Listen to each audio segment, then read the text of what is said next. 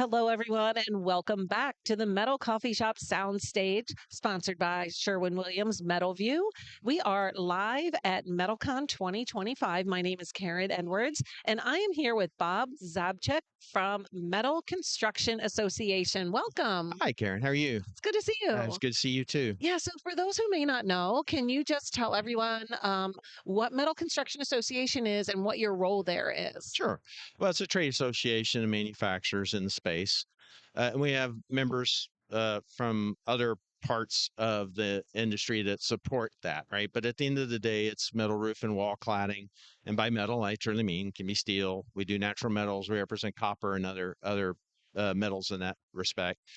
But a big part of advocating for the manufacturers is to ensure that, from a code and standards standpoint, their products are judged on a level playing field relative to other products, and also so that we can understand the landscape both in terms of client of compliance, but also performance, what the market's expecting, and we don't just try, we very hard make sure we communicate that to our members at our annual meetings or biannual meetings, and then or excuse me, semi-annual meetings, and then make sure that they understand what the market is going to likely be expecting of them. So all of that kind of comes into this technical bucket, and I support that. And then I also work very closely with Andy Williams, also of Metal Construction Association. We're tag team in that respect. Yeah, yeah. And how long have you been working with Metal Construction Association? Well, I have a long-standing relationship with them. I was actually I worked for a member company for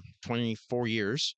I actually got involved with MCA probably about 2007, Oh, wow. Yeah. and eventually was on the board of directors, and was actually an officer of the association at one point in time. But I just decided to make a move into a different industry. I was actually in the solar technologies industry for 1 year, but ultimately, Came back to metal. ever since, probably going back to my college days, I wanted to own my own business. I wanted to be a consultant or provide a service provider to the industry Yeah. and be self-employed. That's just what I wanted to do. And so, yeah, when I not that I didn't enjoy my time in the solar industry, but it just wasn't a real good fit. Right. And so some board members, came to me and said, we're actually needing some technical representation and we could use your help. And so that happened in 2019. And I thought, global pandemic, let's start a business. Right. But it's worked out great.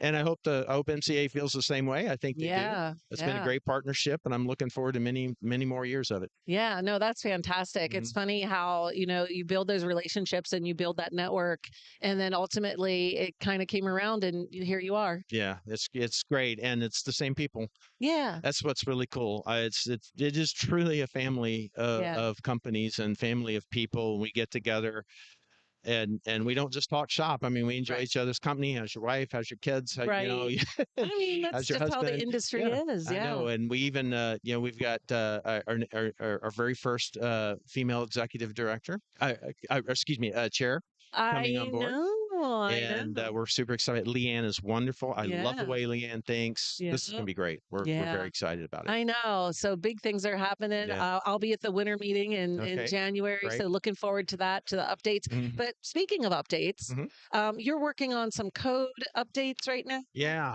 So we're in the thick of the International Code Council (ICC's) big update, which is ultimately going to result in the new version of the International Building Code 2027. 2027.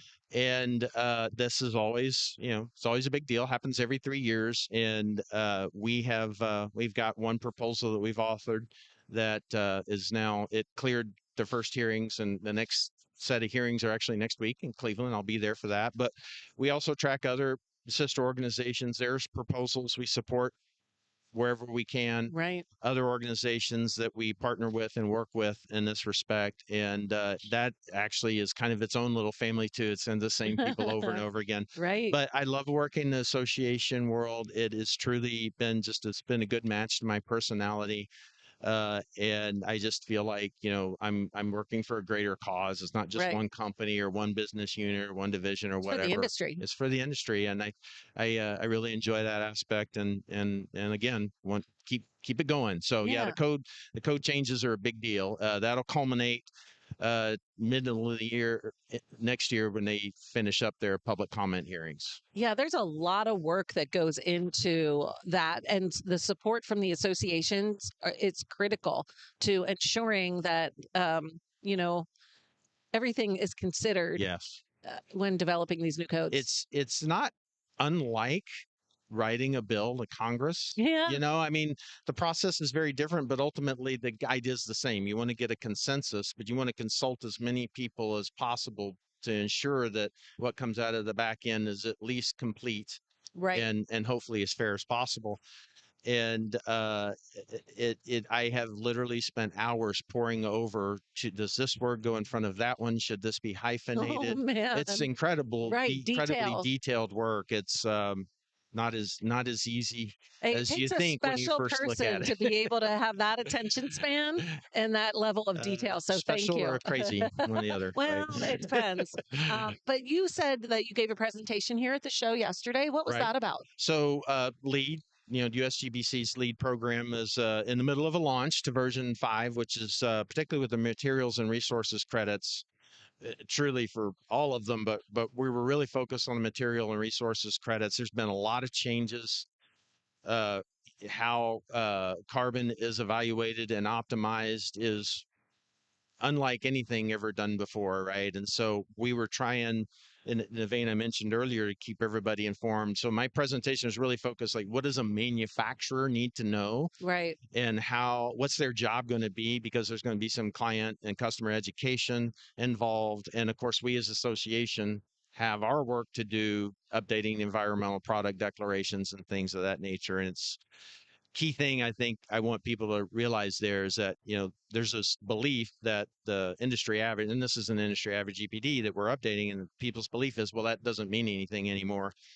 And the reality is that while it's true, you can't just get that half point credit by simply having one like you could under the previous versions of LEAD. Under this new version of LEAD, you compare your products that you're choosing against a baseline, and you're awarded points on the basis of how much better the baseline you're. So there are no baselines Right. out there really other than industry averages. Some organizations have put them together, carbon leadership forum, but cladding is kind of one of those things, for whatever reason, it flies on the radar. So we knew it was going to be really important for us to make sure that we hold that Yeah. piece of data, that those data points for our industry, because without it, somebody's making up those numbers and they And could they not. don't mean anything, That's right? right. Yeah. That's right. So you bring meaning to that conversation. Yes, right. And I'm sure your presentation was probably a whole hour on it, It, and it we don't have actually time went here a little today. over. I told him, I said, I was probably going to go over. So Yeah. I put kind of the extraneous, still important, but extraneous information towards the end. Toward the end, But I yeah. would say that everybody stuck around. Yeah. Yeah, because it is important, Yeah. especially the environmental, the sustainability, the lead.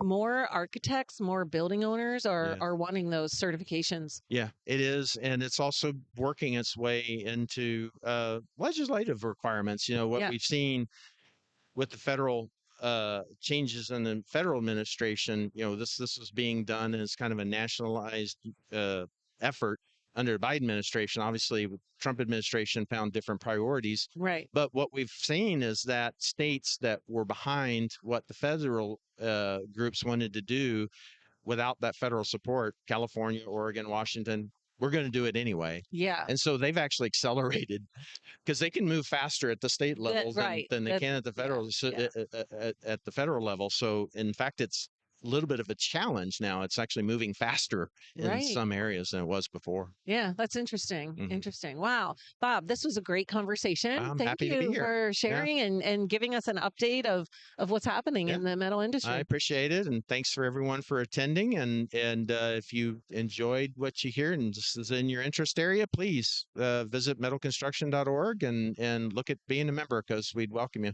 Yeah, the meetings are great. I've been there. I can attest to that. And they have a full directory on the coffee shops, so you can get more information there.